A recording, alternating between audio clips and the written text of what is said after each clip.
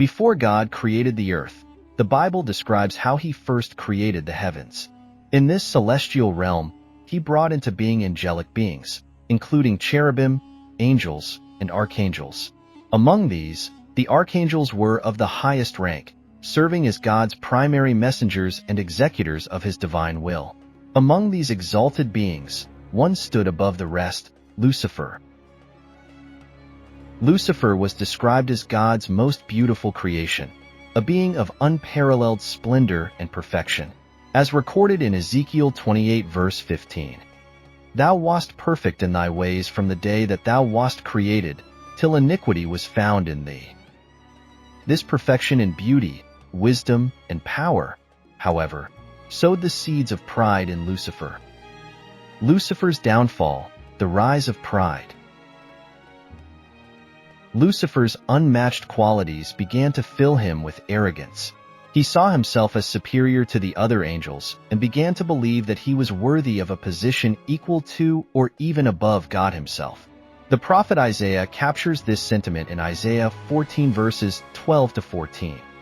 How art thou fallen from heaven, O Lucifer, son of the morning? How art thou cut down to the ground, which didst weaken the nations? For thou hast said in thine heart, I will ascend into heaven, I will exalt my throne above the stars of God. I will sit also upon the mount of the congregation, in the sides of the north. I will ascend above the heights of the clouds. I will be like the Most High.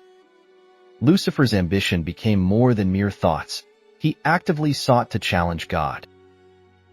He began manipulating other angels to follow him, using his superior intellect and charm. While many angels remained loyal to God, a significant number, later referred to as fallen angels, chose to follow Lucifer, seeing him as a leader who might succeed in dethroning God. The war in heaven.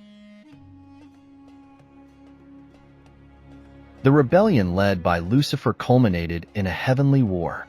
The book of Revelation 12 verses 7 to 8 describes this celestial battle. And there was war in heaven. Michael and his angels fought against the dragon. And the dragon fought and his angels, and prevailed not. Neither was their place found any more in heaven. Lucifer, often symbolized as a dragon in this passage, faced opposition from Archangel Michael, who led the heavenly armies against him. Despite Lucifer's formidable power and transformation into a dragon, a representation of his corrupted state, he could not prevail. His defeat demonstrated the strength of God's divine order and justice, as Michael acted as God's champion in this conflict. Lucifer's expulsion from heaven.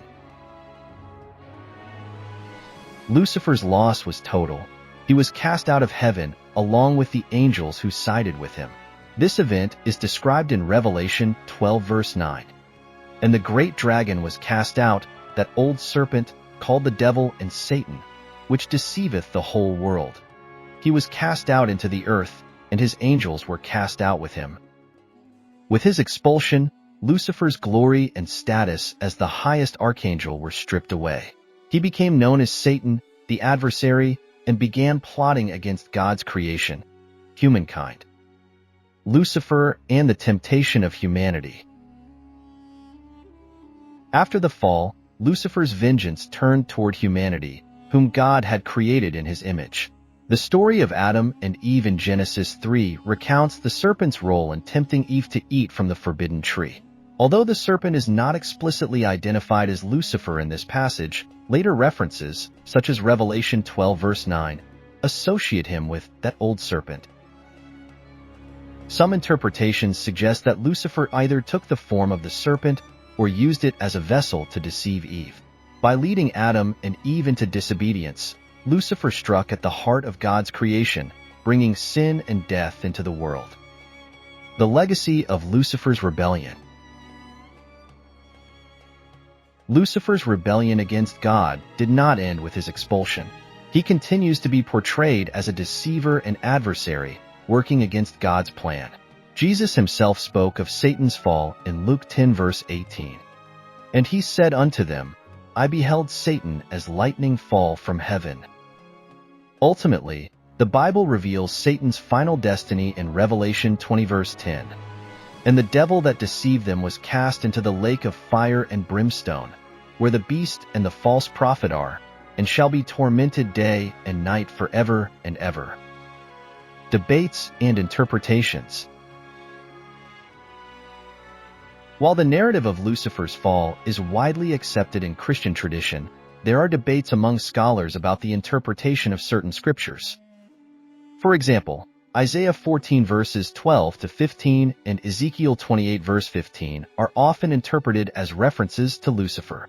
However, some argue that these passages originally described earthly kings, specifically the king of Babylon in Isaiah and the king of Tyre in Ezekiel. In these interpretations, the texts serve as warnings against human pride and hubris. The name Lucifer, meaning light-bringer or morning star, appears in the Latin Vulgate translation of the Bible. Its association with Satan may have been influenced by early Christian writers who linked these passages to the story of the fallen angel. Lessons from Lucifer's fall. The story of Lucifer serves as a powerful cautionary tale about the dangers of pride and rebellion against God. Proverbs 16 verse 18 reminds us, "Pride goeth before destruction, and a haughty spirit before a fall."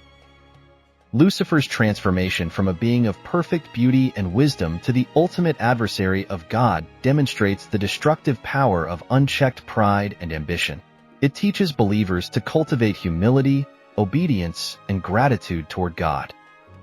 Additionally, the tale encourages respect for authority and a recognition of the wisdom of those who guide us, whether parents, leaders, or spiritual mentors.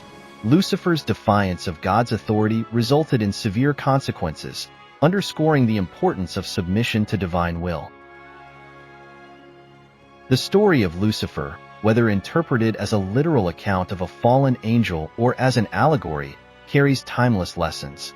It warns against arrogance, teaches humility, and illustrates the consequences of turning away from God. By reflecting on this story, believers can strive to live lives of faith, gratitude, and obedience to God's word. If you found this video enjoyable, please consider liking and sharing it. Additionally, subscribing to this channel will ensure that you receive more updates in the future. Thank you.